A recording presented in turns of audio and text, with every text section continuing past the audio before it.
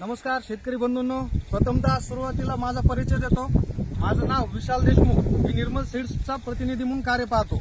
आज आपण आपले जे शेतकरी बांधव आहेत यांच्या शेतामध्ये उभा आहोत।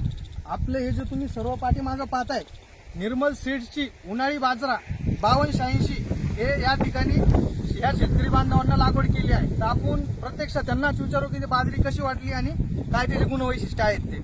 नमस्कार भाऊ। नमस्कार। आपलं नाव सांगा। चोबे बाजीराव चांगदेव। बर।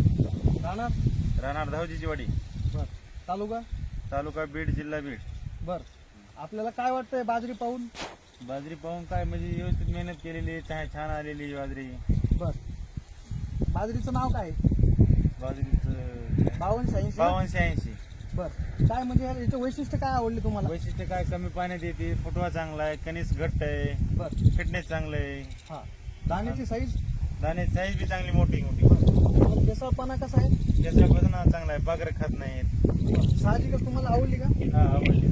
पुढल्या वर्षी तुम्ही लागवड करताल का? हेच करणार। इतर शेतकऱ्यांना काय सांगू इच्छिता? ठीक आहे, ब्रँड चांगला आहे म्हणूनच सांगणार। बर। बाकीच्या शेतकऱ्यांना लागवड करण्यासारखा उत्कृष्ट असा वाण आहे। बर। तर तुम्ही पाहिलं, शेतकरी बंधूंना खूप आवडलेली आहे बाजरी। तुम्हाला थोडक्यामध्ये याचे गुणवैशिष्ट्य सांगतो। निर्मल सीड्सची 5286 उन्हाळी बाजरा आहे। एक केसाळ बाजरा आहे। उन्हाळ्यामध्ये भरघोस उत्पादन देणारी अशी निर्मल सीड्सनं 5286 अशी बाजऱ्या काढलेली आहे। याचं वैशिष्ट्य असं आहे, याला फुटव्याचं प्रमाण जास्त आहे। पहा तुम्ही, फुटव्याचं प्रमाण जास्त असल्यामुळे याला साहजिकच कणसांची कॅपॅसिटी सुद्धा जास्त लागते। दुसरी गोष्ट, उन्हाळ्यामध्ये कमी पाण्यावरती तयार होणारी हे बाजरा आहे।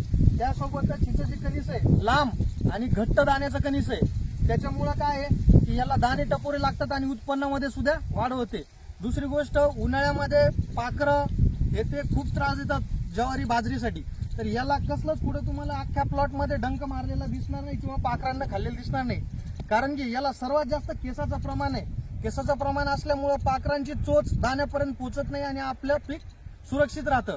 अशा पद्धतीची हे बाजरा वाण निर्मल सीड्सनं लागवड केलेली आहे। इतर शेतकऱ्यांना बी अशी विनंती करतो की एक वेळेस अवश्य अशी बाजरा लागवड करून पाहावी आणि अनुभव घ्यावा। एवढे 2 शब्द बोलून इथं थांबतो। धन्यवाद।